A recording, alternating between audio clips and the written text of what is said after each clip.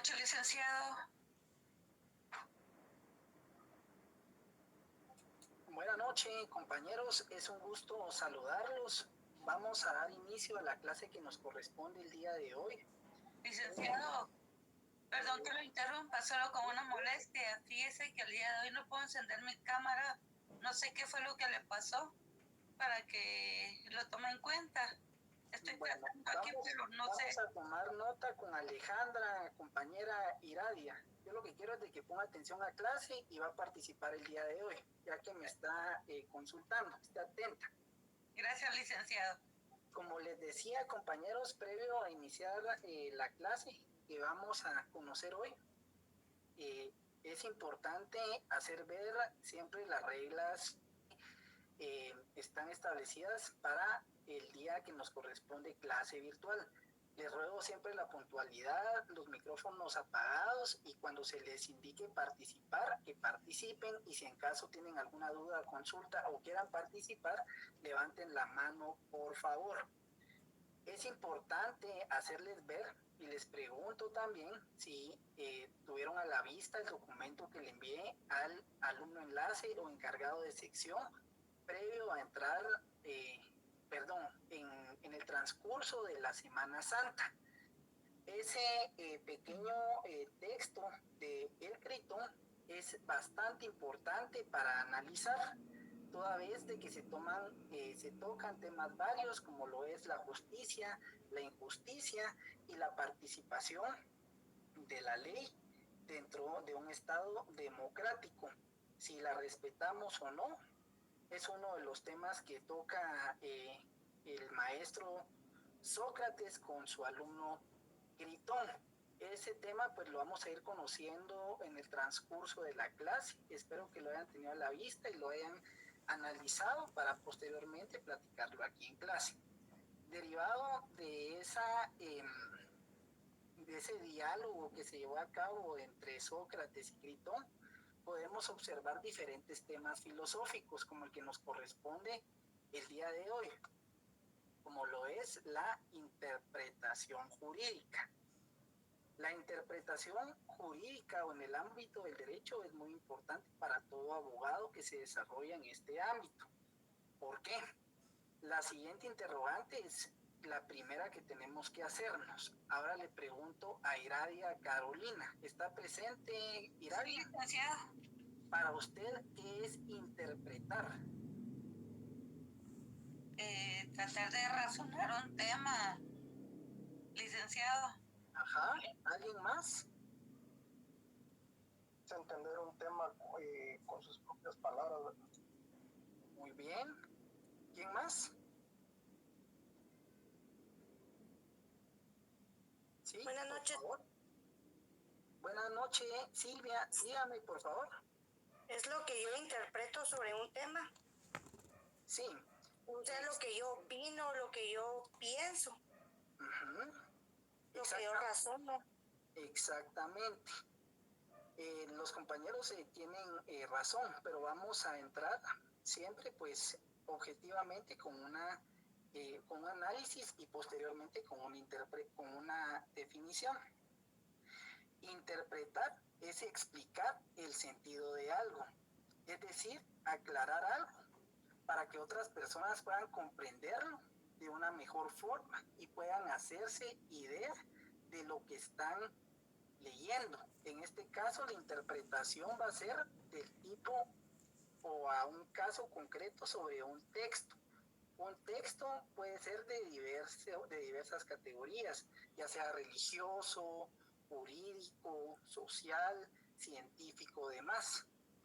Además, ¿qué es lo que busca la interpretación? Es aclarar el sentido oculto, profundo, secreto sobre algo, sobre un texto, y mostrar así lo que debe ser interpretado. Es decir, buscar el sentido del porqué de las cosas. Entonces, anote por favor, definición de interpretación.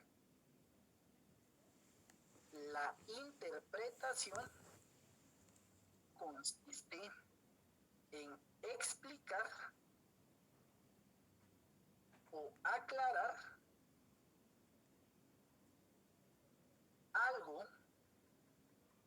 de tal manera que otras personas puedan comprenderlo de mejor forma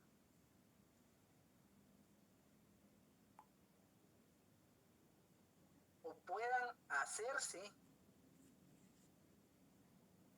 de una idea concreta.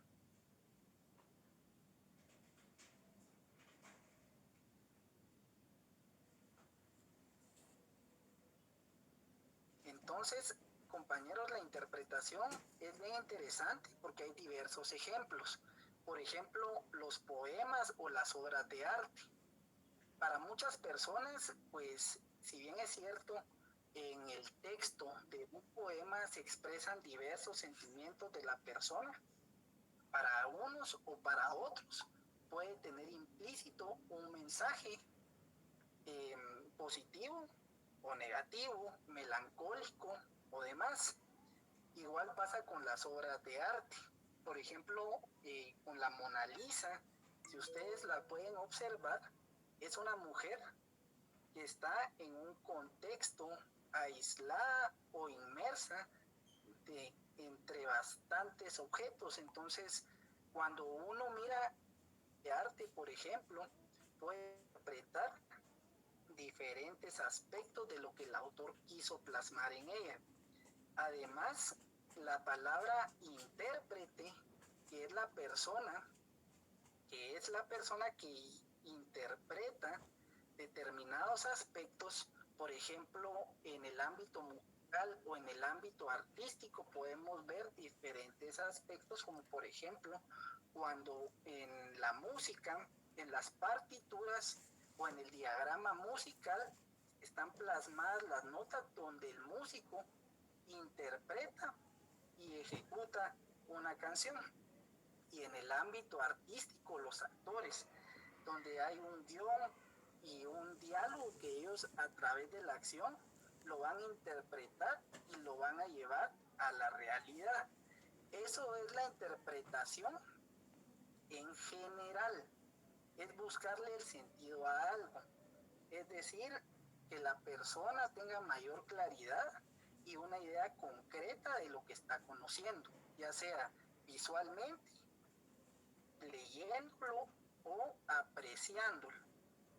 Entonces podemos ver también que derivado de la interpretación general surge la interpretación jurídica.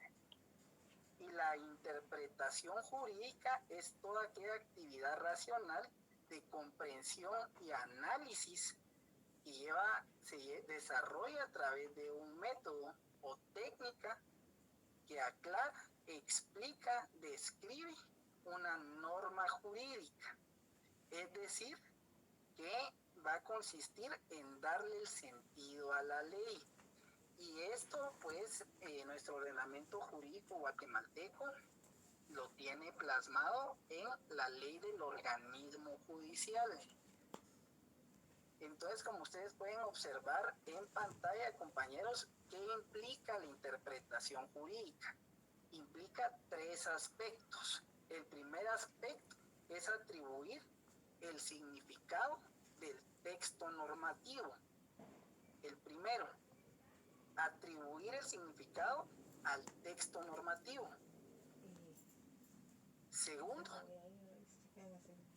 asumir la congruencia del sentido normativo con el resto del sistema jurídico. Y tercero, dar sentido a la función normativa regulada. Entonces, todas estas incidencias que recién les indico lo encontramos en el artículo 1 de la ley del organismo judicial. Silvia Lucía Hernández, ¿tiene a la vista su ley del organismo judicial? Sí, Léame de forma pausada el artículo 1. artículo 1. Normas generales. Los preceptos fundamentales de esta ley son las normas generales de Por ahí aplicación. normas generales. Normas generales, 1, de aplicación. Perdón que le interrumpa, Silvia. 2, de interpretación. Y 3, de integración del ordenamiento jurídico guatemalteco. Entonces, ¿qué quiere decir esto, compañeros? Con relación a lo que ustedes recién acaban de escribir. Quiere decir que la ley del organismo judicial en su artículo 1 son de aplicación de normas generales, porque se deben de entender de forma de que éstas estén engarzadas e interrelacionadas entre sí. Quiere decir que para su aplicación, interpretación e integración no deben de ir de forma aislada, sino que de forma conjunta o de forma en que todas pues estén integradas entre sí, empezando desde la Constitución Política de la República y posteriormente las normas ordinarias, reglamentarias y las individualizadas.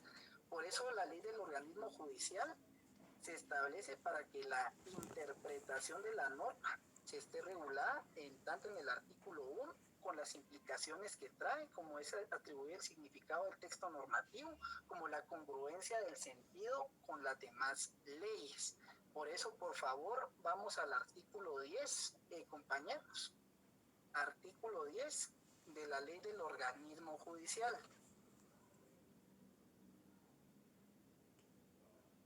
Por favor, Silvia, ¿tiene a la vista su ley del organismo judicial? Sí, por favor. Interpretación de la ley. Ajá. Las normas Artículo 10. Interpretación de la ley. Las normas se interpretan conforme a su texto. Ahí, por favor. Sí. Okay. Dice el primero, la ley se interpreta conforme a su texto. Es decir, se va a interpretar de conformidad a un sentido gramatical. Esto le van a poner al artículo 1, ley del organismo, en el artículo 10, conforme a su texto, le van a colocar un 1 y le van a poner el llamado ley del organismo judicial, artículo 11. Léame el primer párrafo, por favor, Silvia. Del artículo 11, ley. Exactamente. O del 10. Del artículo 11. Okay. Artículo 11. Idioma de la ley. El idioma oficial es el español. Las palabras de la ley se entenderán de acuerdo con el diccionario de la Real Academia Española, en la acepción correspondiente, salvo que el legislador las haya definido expresamente. Exactamente, entonces la ley en el sentido gramatical se va a entender en el idioma español, y si se tiene alguna duda o un pasaje con relación a la oscuridad en relación a su texto, se va a dirigir uno al diccionario de la Real Academia Española. Esa es la primera forma de interpretación, conforme a su texto. Siga, por favor, Silvia. Ok. Si una palabra usada en la ley no aparece definida en el diccionario. Regresemos al artículo 10. Ok. Según. Ok, está bien.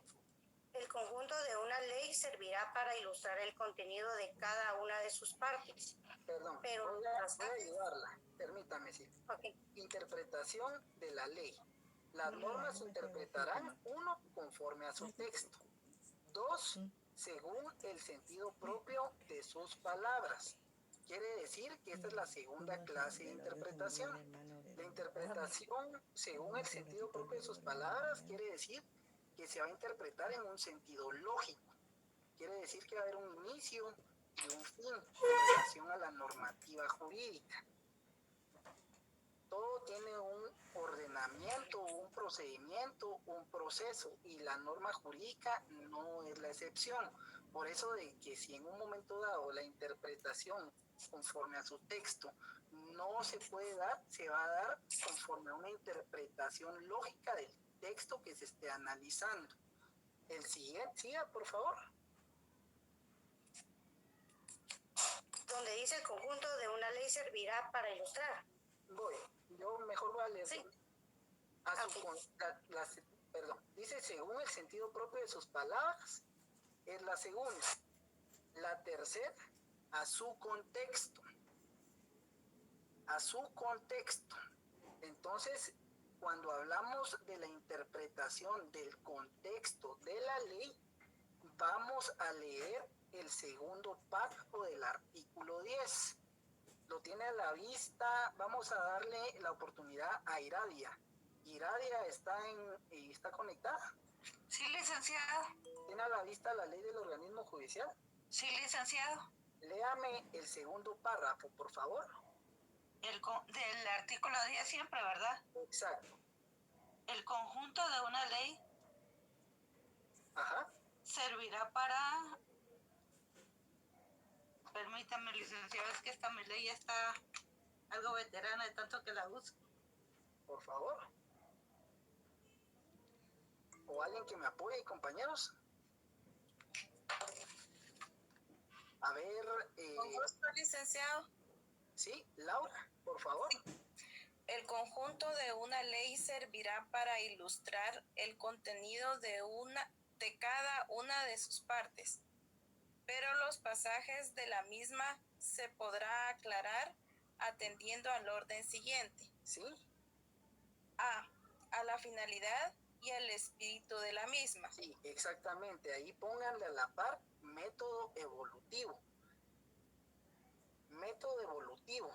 Y arriba del segundo párrafo que está leyendo Laura, póngale interpretación según su contexto.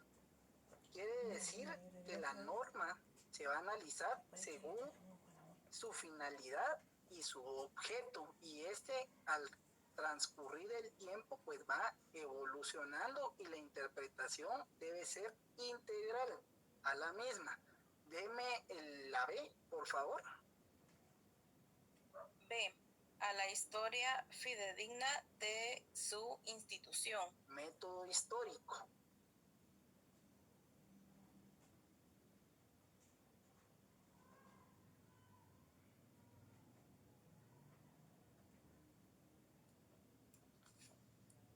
C. A las disposiciones de otras leyes sobre casos o situaciones análogas.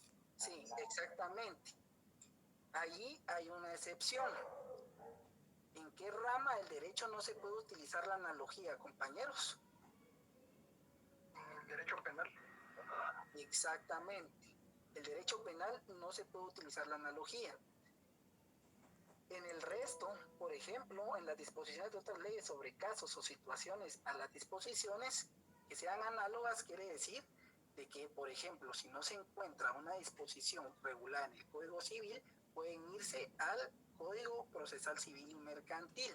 Quiere decir que se puede interpretar por analogía con excepción a la norma penal. El siguiente, por favor. D.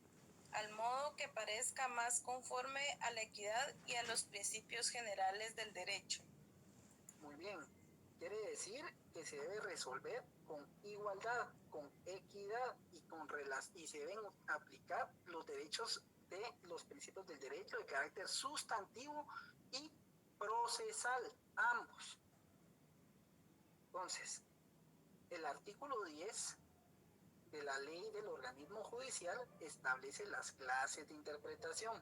Reitero, una interpretación según el sentido de su texto, que es la primera, según el sentido propio de sus palabras, que es la segunda, en un sentido lógico, y el anterior en un sentido gramatical, y con relación a su contexto, aplicando un método evolutivo, histórico, de equidad y de los principios que rigen al derecho, tanto en el ámbito sustantivo como procesal.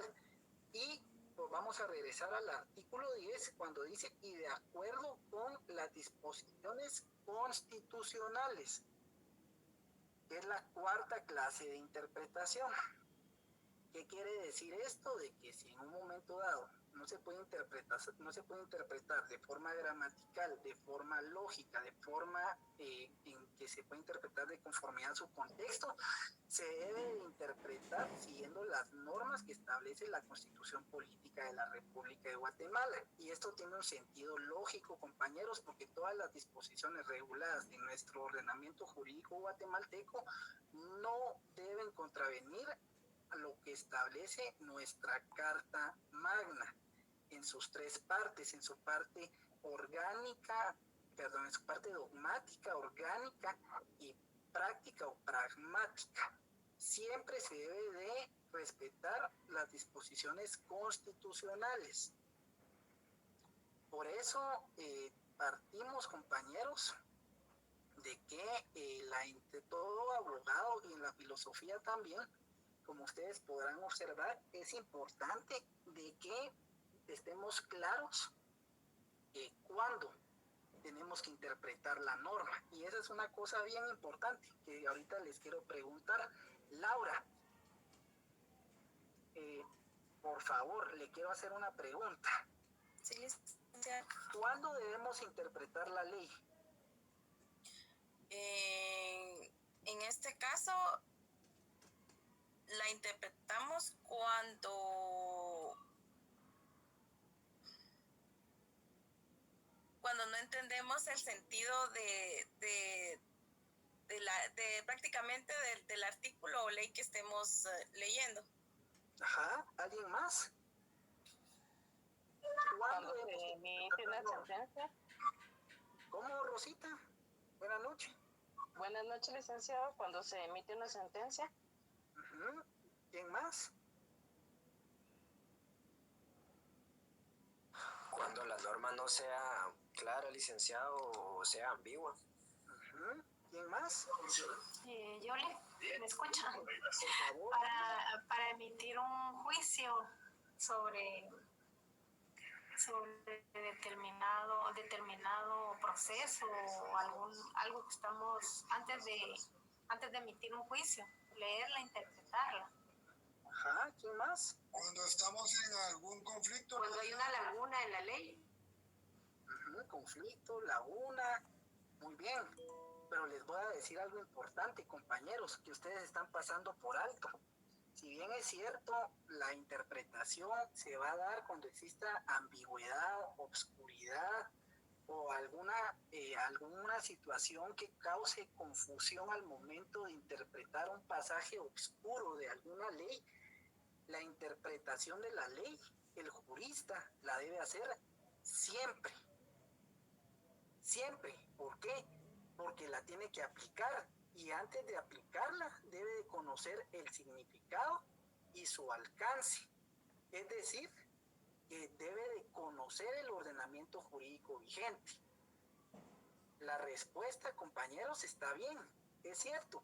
Vamos a interpretar cuando tengamos duda, pero vamos a interpretar también antes de aplicar una norma jurídica.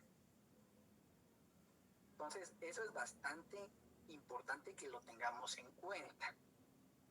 Entonces, para que no nos perdamos, ¿qué es interpretar?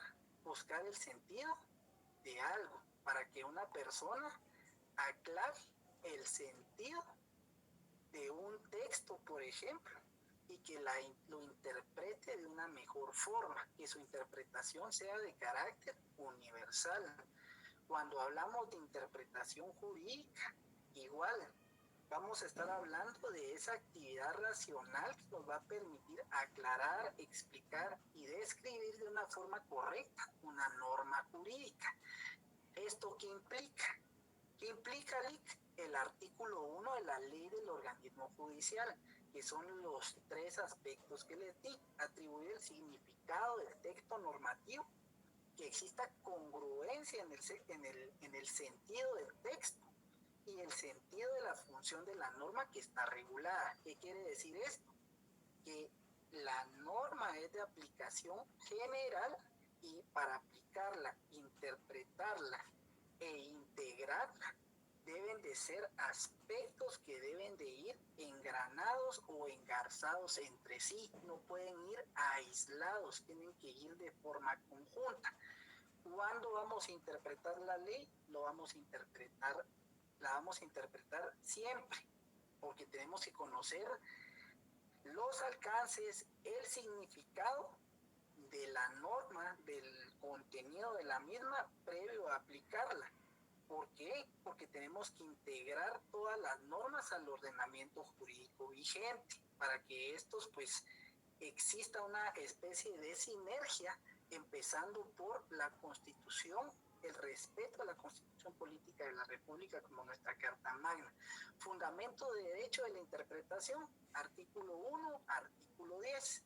¿Qué clases de interpretación vamos a encontrar en nuestro ordenamiento jurídico guatemalteco? Si no se nos queda de una forma en que está establecida aquí en la ley del organismo judicial, lo podemos interpretar de conformidad a los métodos filosóficos y científicos que ustedes anotaron en su ley del organismo judicial. ¿Cuáles son las formas de interpretación según nuestro ordenamiento jurídico vigente? Una interpretación según su texto, que es un sentido gramatical de la norma regulado en el artículo 11 de la ley del organismo judicial, donde establece que se va a aplicar en el idioma español y si existe alguna ambigüedad se va a aplicar el diccionario de la Real Academia Española, es decir, que usted va a consultar ese diccionario oficial. Si no estoy mal, vamos por la 13ª edición y esta última edición fue únicamente en formato digital, las anteriores fueron en ambos formatos, digital y forma física. Es importante que tengamos siempre un diccionario de la Real Academia Española actualizado en casa, como también un panhispánico de dudas, se lo recomiendo. Y también vamos a usar el sentido propio de sus palabras, que es la segunda interpretación, que se utiliza el método lógico, es decir, que todo lógicamente va a tener un inicio, un fin, un qué y un para qué, y la norma jurídica lo establece. También según el sentido de su contexto. El contexto, básicamente por eso dicen poneme en contexto.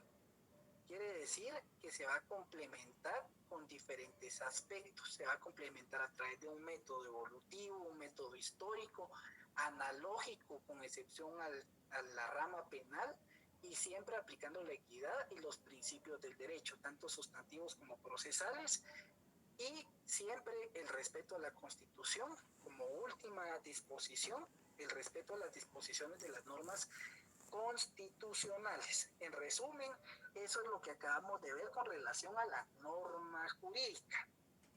Que por favor tengámoslo en cuenta. Que nosotros no solo vamos a utilizar solo un método de interpretación, sino que vamos a usar varios métodos de interpretación. Y a esto me lleva la siguiente diapositiva. Distintas acepciones de la interpretación jurídica utilizadas frecuentemente en el ámbito del derecho. Les quiero preguntar, ustedes ya que están en el 9º semestre, ya al final de la carrera, ¿han escuchado estas expresiones hermenéutica y exégesis, compañeros? Que me levante la mano alguien, por favor. Sin pena. A ver, Estuardo Rodas, hermenéutica y exégesis, ¿las ha escuchado? Solo exégesis, licenciado. Hermenéutica no, hasta hoy. ¿Se puede dar su concepción de exégesis? No, solo la he escuchado. La verdad es que se me fue por alto ahorita, pero sí un par de veces la he tenido ahí en algunos textos, pero no me recuerdo ahorita para poner una definición, licenciado, disculpe. Muy bien. Yo lo que le recomiendo, sí, alguien levantó la mano, por favor, Fernando. Gracias, licenciado. Buenas noches. Fíjese que el término hermenéutica yo lo he escuchado con respecto a cuando se realiza una investigación de algún texto con el propósito de solventar un criterio o buscar una explicación a algo. Por lo regular, este tipo de textos, si no estoy mal, este tipo de herramienta o técnica se utiliza con el propósito de obtener información de un texto de carácter religioso. De esta manera lo he visto yo. Ahora, cuando hablamos de exégesis, yo no estoy seguro, licenciado, pero no sé si es ese tipo de investigación que va relacionado a investigar un texto palabra por palabra. Usted me corrige. Sí, y lo felicito, Fernando. Viera que al final, siempre cuando hablamos de hermenéutica o exégesis, son términos que se deben de establecer o entender en forma de sinónimo o aplicando la sinonimia, porque podemos ver diferentes clases de hermenéutica o exégesis, una hermenéutica religiosa, una exégesis religiosa, hermenéutica social, una exégesis social, una hermenéutica jurídica, una exégesis de la ley, que es lo que ustedes han escuchado muy probablemente. Yo se los he mencionado también en clase, y básicamente no es referente a la investigación, Fernando. Nos estamos refiriendo a la interpretación. Cuando hablamos de hermenéutica o exégesis de la ley, inicialmente cuando hablamos en tiempos bíblicos o religiosos, obviamente se entiende como aquel estudio de aquellas normas o escrituras sagradas, donde se respeta lo que decían pues los sabios, pensadores y demás teoréticos de la época. Pero cuando hablamos también de hermenéutica o exégesis jurídica, nos tratamos de referirnos, cuando los abogados utilizamos esos términos que yo los he utilizado también con ustedes en clase, si ustedes se podrán recordar, es cuando se interpreta un texto jurídico de una forma objetiva, específica y rigurosa. Por eso cuando se dice hermenéutica, la hermenéutica de la ley es una interpretación específica y rigurosa que se hace de la ley. Lo que quiero que ustedes tengan claro, compañeros, es lo siguiente. Estos dos términos se utilizan con frecuencia en el ámbito del derecho. Al compañero Rodas, pues que sí lo había escuchado, muy probablemente lo escuchó en clase. Pero lo que yo quiero es de que no exista confusión alguna. Hermenéutica o exégesis son en parte sinónimos. Se aplica sinonimia en ambos términos.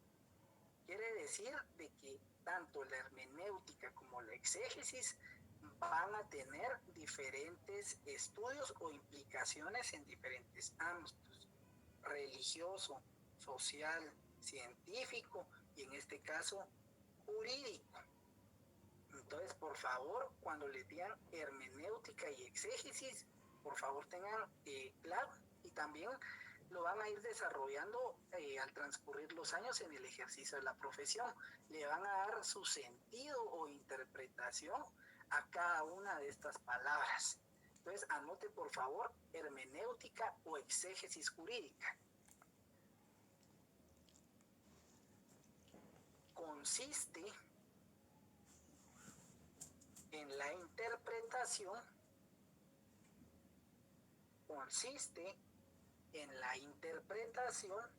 del texto jurídico de una forma objetiva y rigurosa.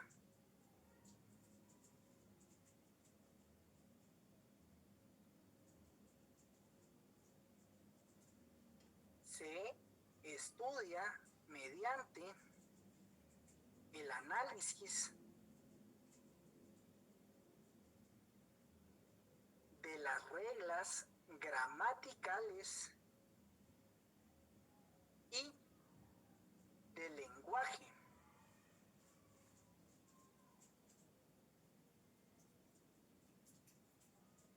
tratándose de una interpretación literal de un cuerpo normativo.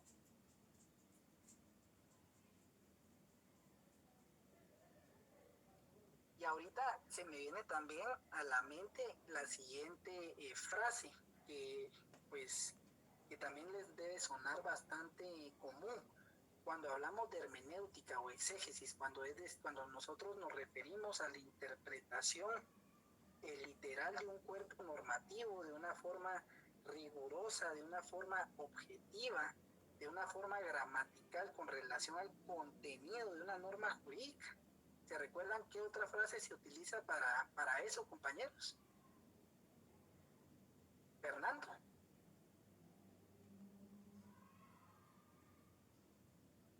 Sí. No, ahí sí, lo sé. Quiere decir que se va a analizar el espíritu de la ley, el espíritu de la norma, el objeto, el sentido de a qué se quiso referir el legislador con lo que plasmó en la norma.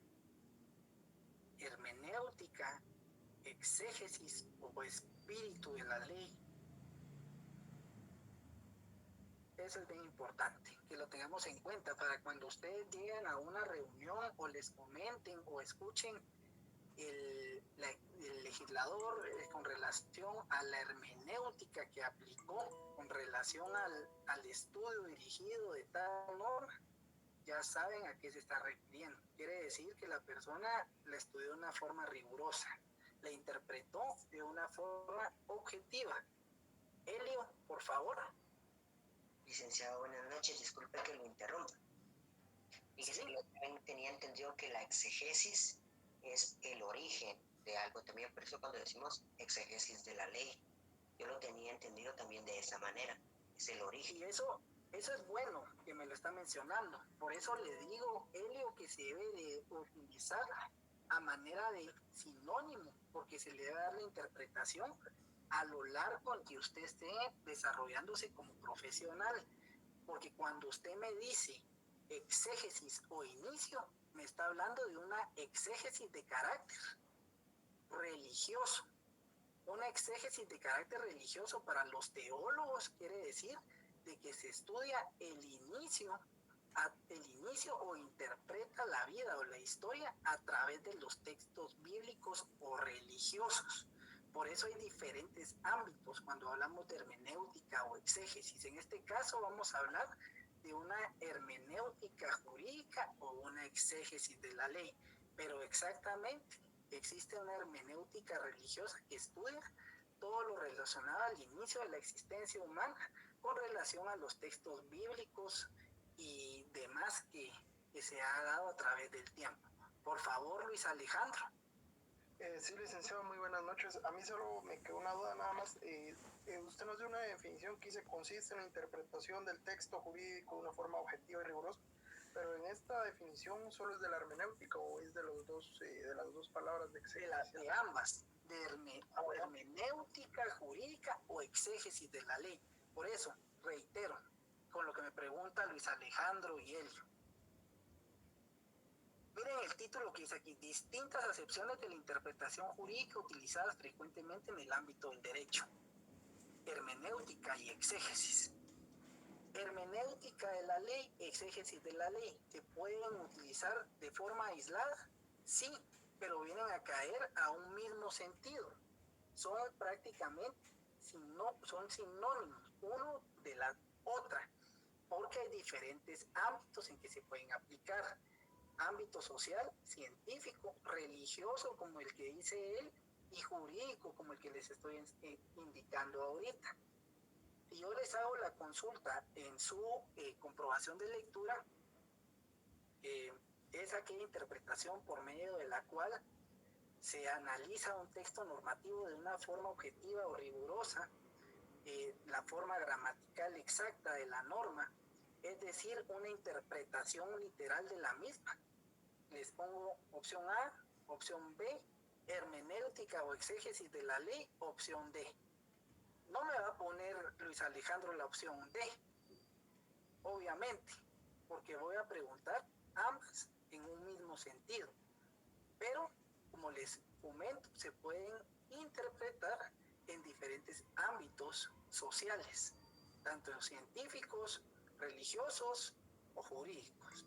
pero la interpretación con relación a la hermenéutica o exégesis o entender el espíritu de la ley es esto. Tengámoslo claro, y son términos que los vamos a ir desarrollando con el pasar del tiempo. Yo lo que sí no quiero dejar pasar es de que obviemos estos dos términos que son muy importantes para el desarrollo de la vida profesional de todo abogado y notario, porque de verdad, qué feo es llegar a una conferencia y a veces cuando uno va empezando, pues no tiene la percepción de lo que es. Uno obviamente va al diccionario de la Real Academia Española e investiga.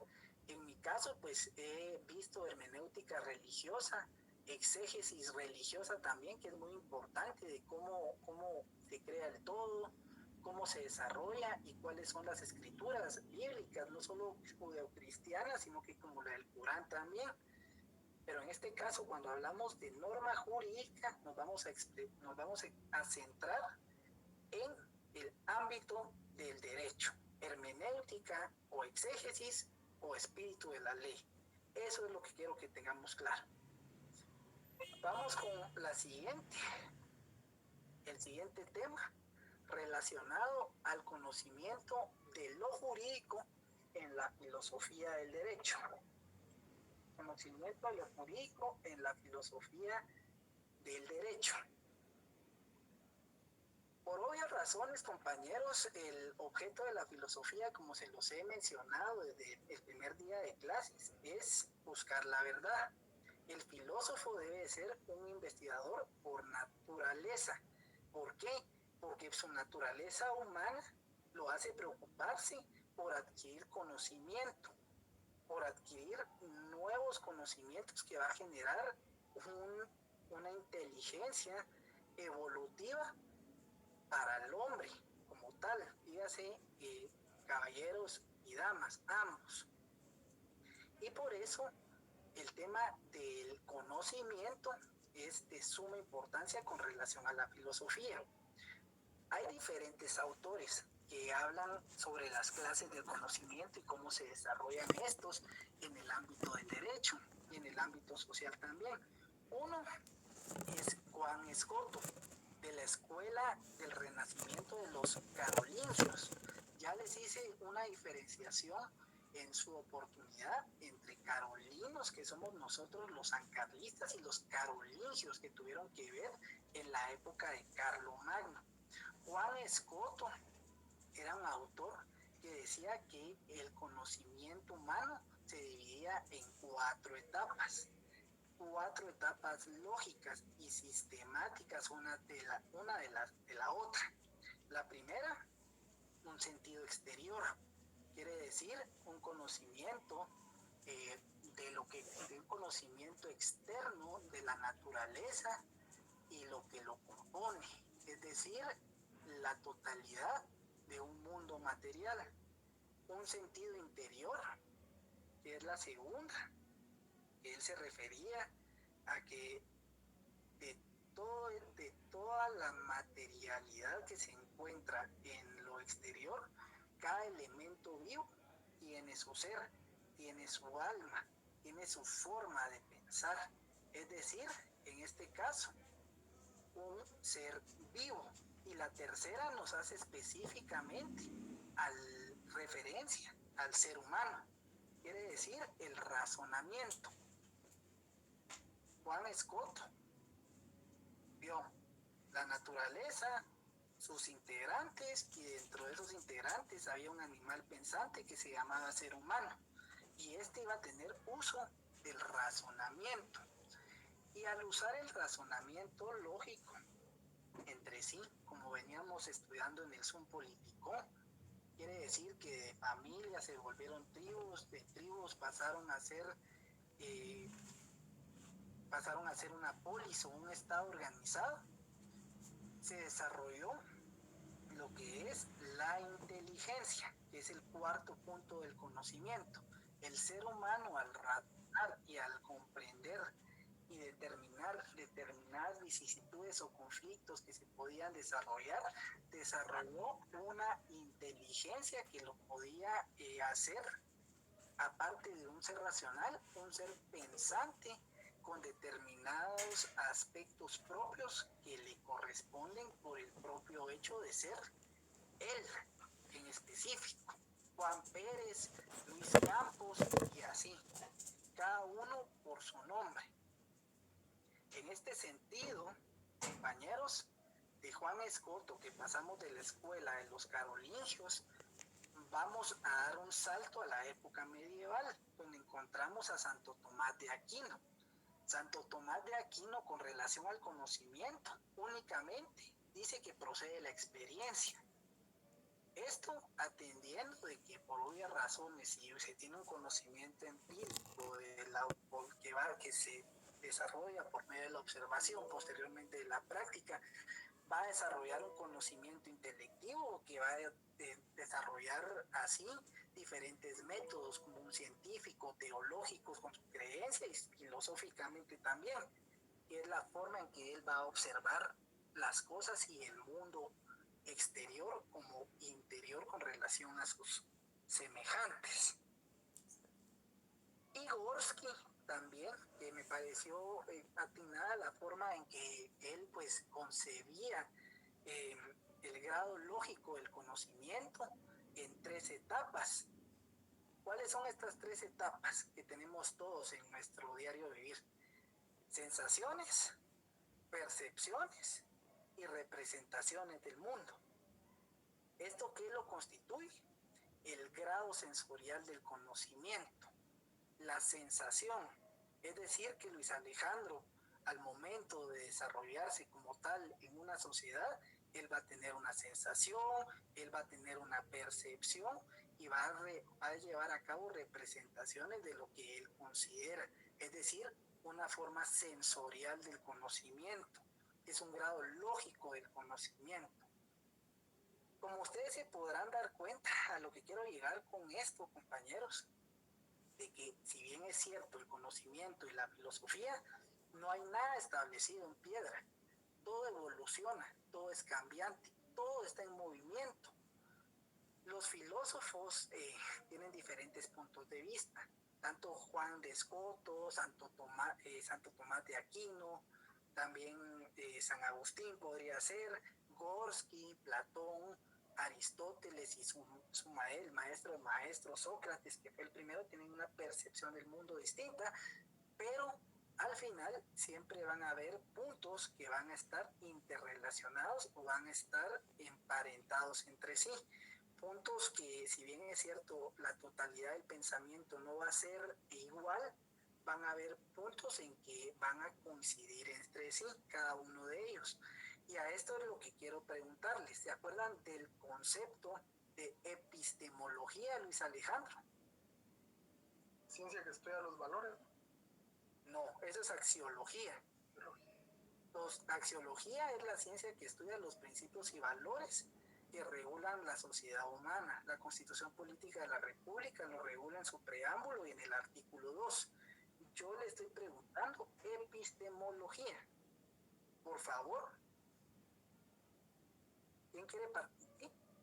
Evelyn. Sí, por favor, Evelyn. Buenas noches, licenciado. ¿Es la que estudia las fuentes del conocimiento? Ahí está. Por favor, yo lo que quiero es de que no confundan los términos.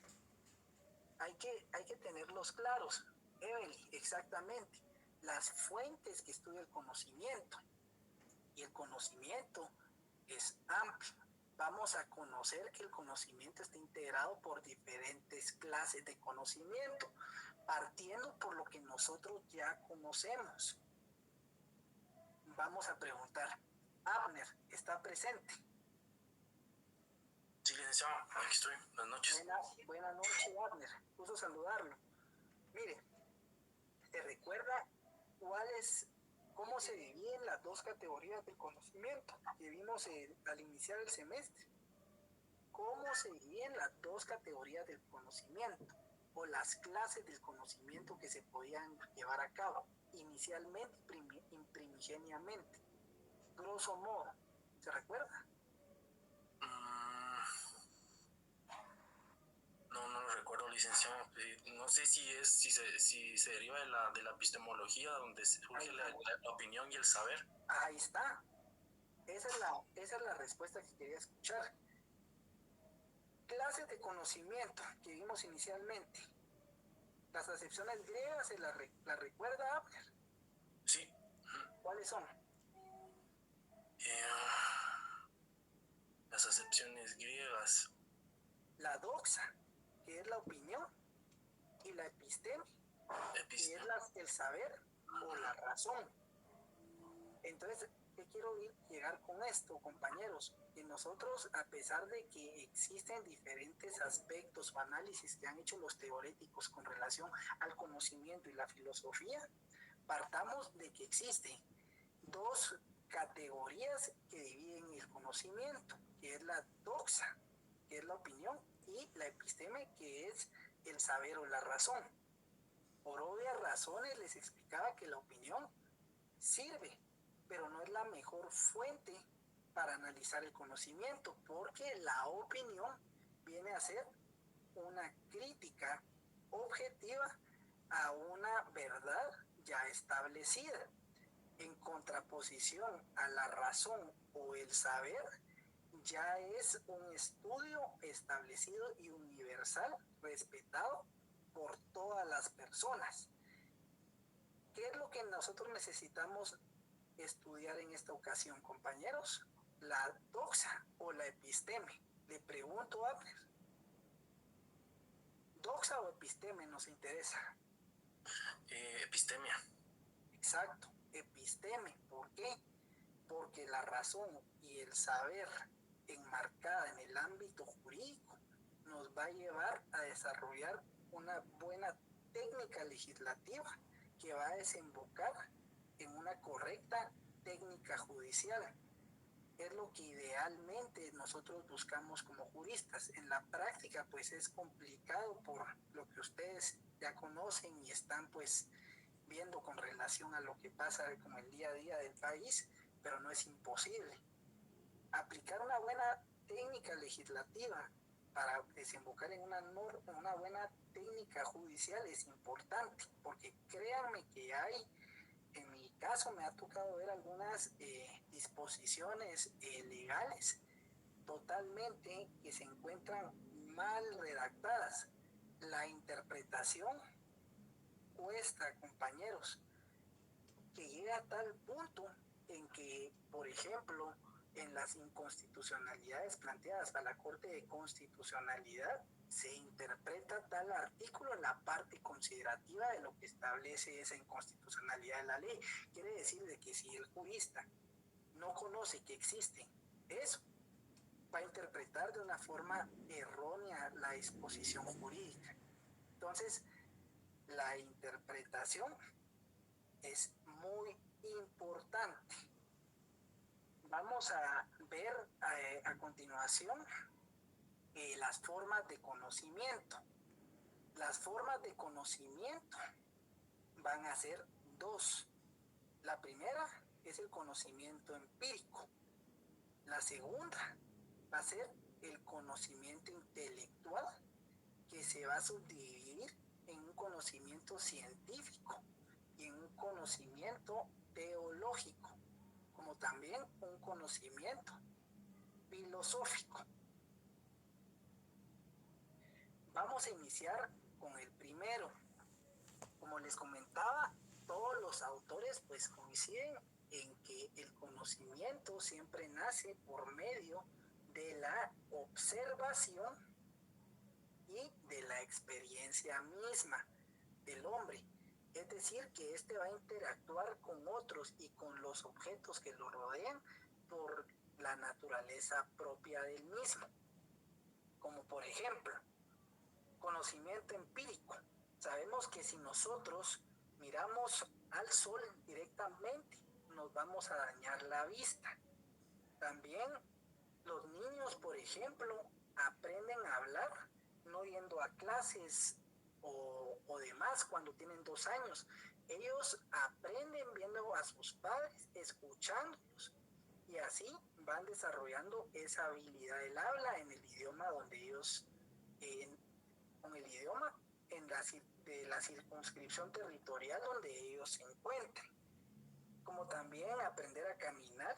Las personas no toman clases para aprender a caminar, sino que el mismo instinto, en este caso, pues si hablamos del ser humano, va aprendiendo poco a poco con instrumentos muy probablemente, otras veces él mismo se levanta y empieza a dar un paso tras otro.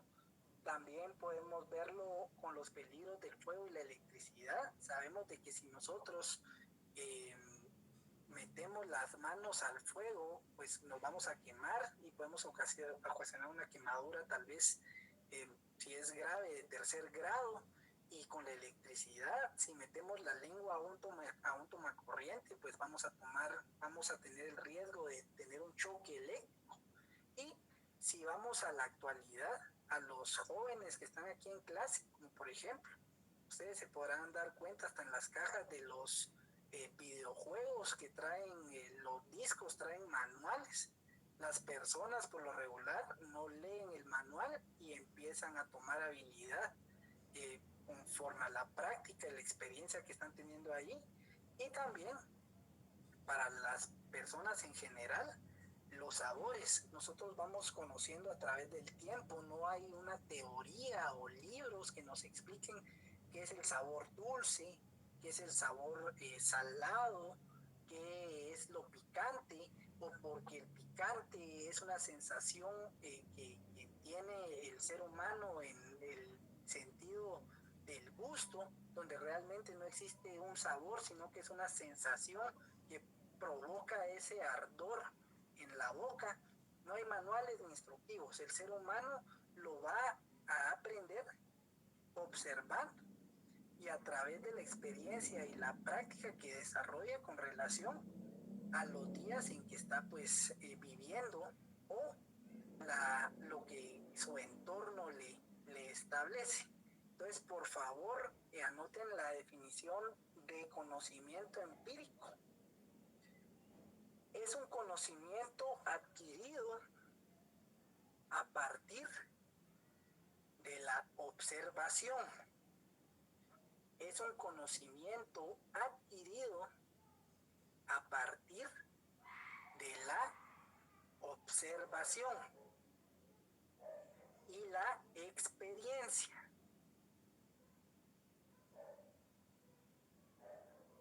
Este conocimiento se adquiere después de interactuar con otros objetos o seres vivos.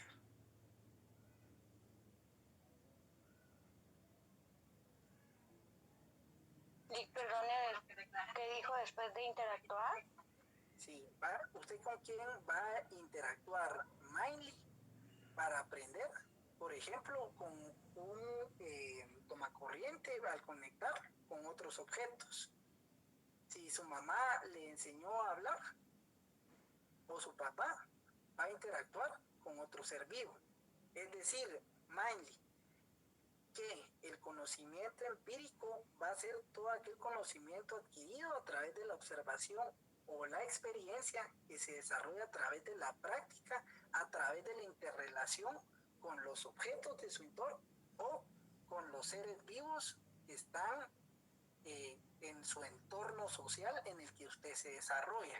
Ese es el conocimiento. Mind. Conocimiento. Exactamente. Conocimiento empírico. ¿Cuáles son las características del conocimiento empírico, compañeros? Si llegamos a la conclusión de que son todas aquellas prácticas que se obtienen de nuestros sentidos y la experiencia a través del tiempo. Anote por favor las características del conocimiento empírico. Número 1, es asimétrico.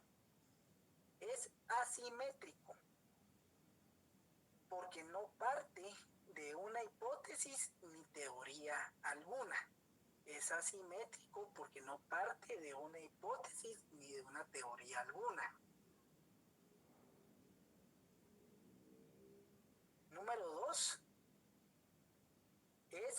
espontáneo. Es espontáneo porque se puede adquirir en cualquier momento. Se puede adquirir en cualquier momento. Número 3. Surge de la actividad cotidiana de la persona. Surge de la actividad cotidiana de la persona.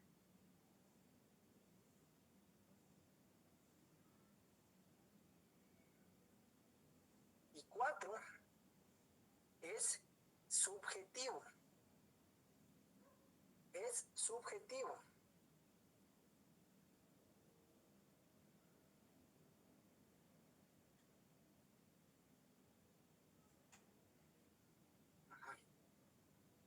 Pues ya tenemos la primera forma del conocimiento, que es el conocimiento empírico. Forma número 2 es el conocimiento intelectual o intelectivo.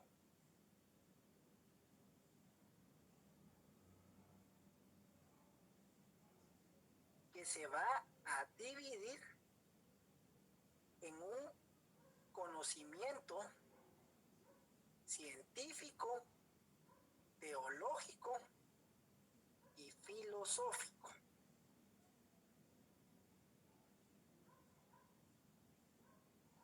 Entonces, por razones de tiempo, compañeros, que no quiero correr con estas 3 clases de conocimiento, que las tenemos que analizar de una forma específica cada una de ellas para que vayamos viendo las diferencias y qué implicación tiene con relación a la filosofía del derecho.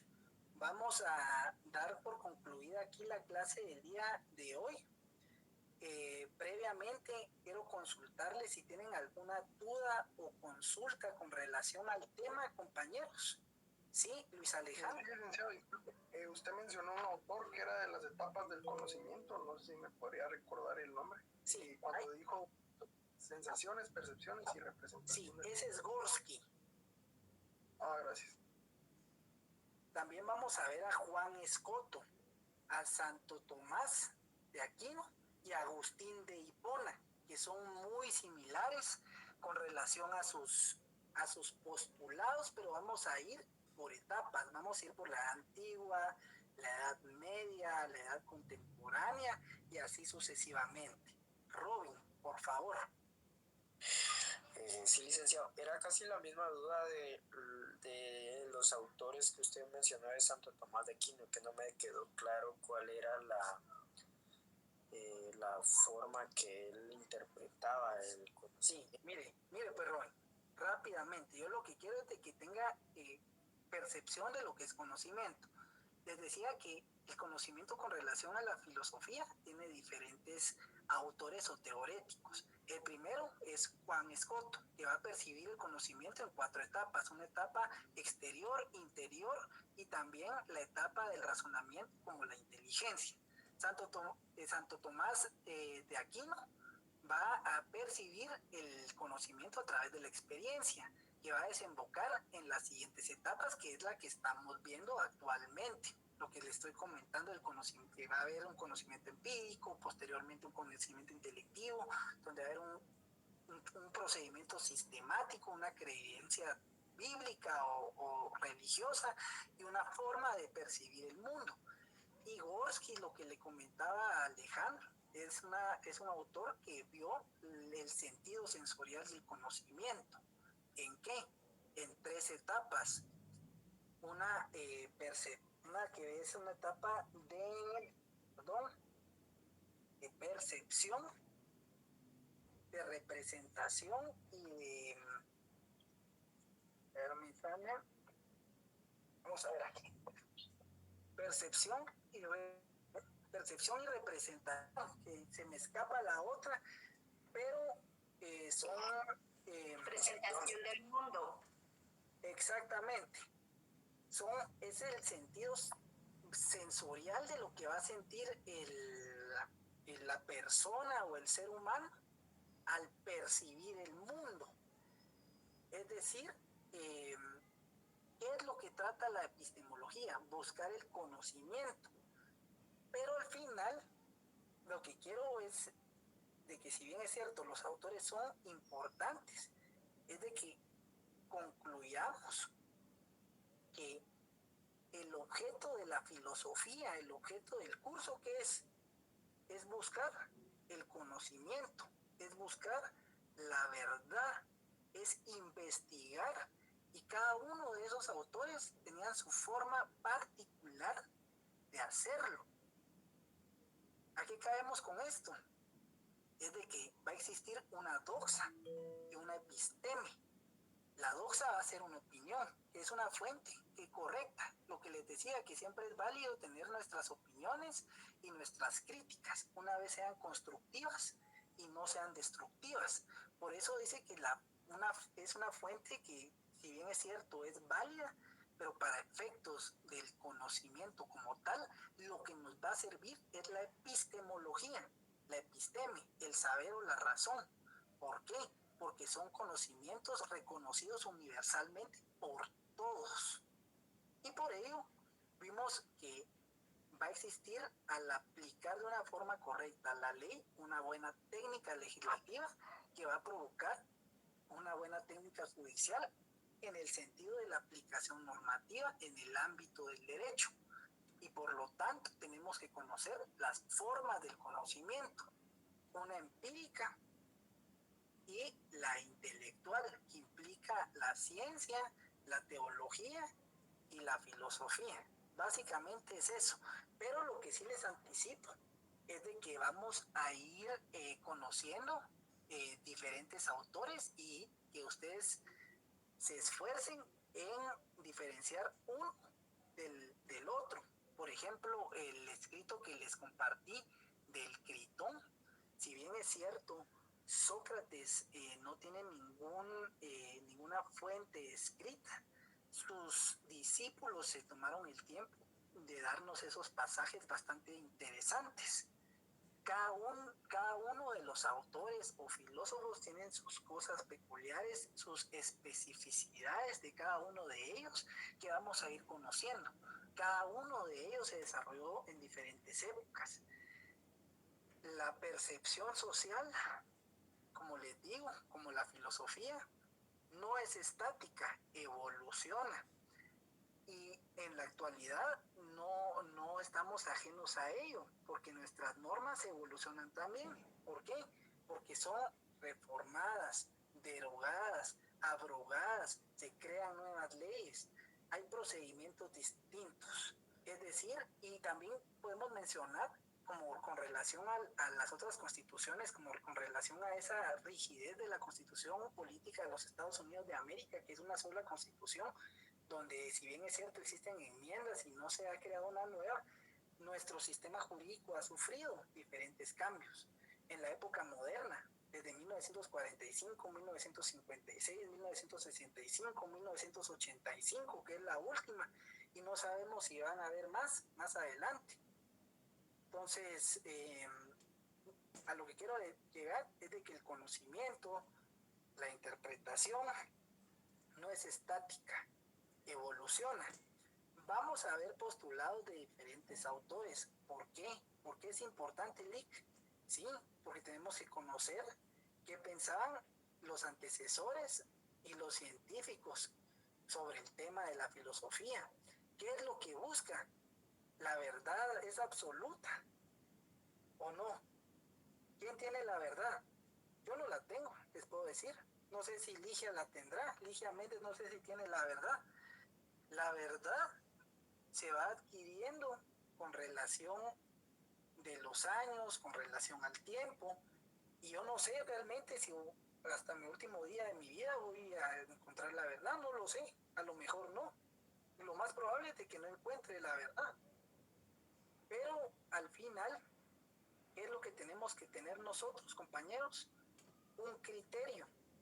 Y siempre se lo repito, que ese criterio debe estar fundamentado y razonado. Prueba de ello es el Critón.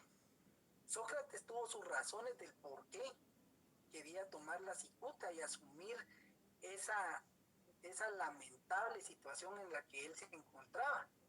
Y Critón tenía otra percepción, de que quería liberar a su maestro en un momento determinado. Y las leyes que hablan por sí solas, por voz de Sócrates, tenían su punto también. Entonces, esos temas los vamos a ir comentando con el transcurrir de la clase. Yo lo que les pido es de que, si no han leído el Critón, es una lectura sencilla, rápida, que al final a uno le deja pues una sensación del por qué las cosas, y que si en un momento dado en la época de Sócrates y Critón se desarrollaba ese tipo de vicisitudes, ¿por qué se están desarrollando hoy en día también? Entonces, por favor, yo lo que les pido es de que vayamos repasando y nos vayamos preparando para la comprobación de lectura. Si ustedes agarran con tiempo lo que hemos visto, lo que hemos analizado, y como les digo, yo pues no me quedo nada más con teoría, sino que también miramos práctica y aplicamos la ley, también ustedes pueden apoyarse con eso y tener la respuesta. Y alguna duda o consulta, como lo han hecho los compañeros, pues aquí estamos para resolverlas sin ninguna pena. Por favor, Yesenia, dígame por favor, previo a concluir. Creo que se le activó la mano.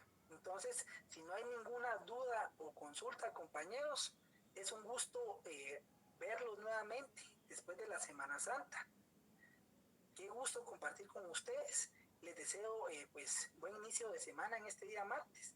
Y les reitero, por favor, quiero que tengan asistencia en clase, porque el sistema en modalidad virtual me establece un porcentaje de quienes asisten y quienes no, y eso yo lo tomo bastante en cuenta. Por favor. Así que los miro al próximo día de clases, compañeros. Pasen buenas noches. Gracias, Lick. Feliz noche. Cuídate. Buenas noches, licenciado. Bendiciones.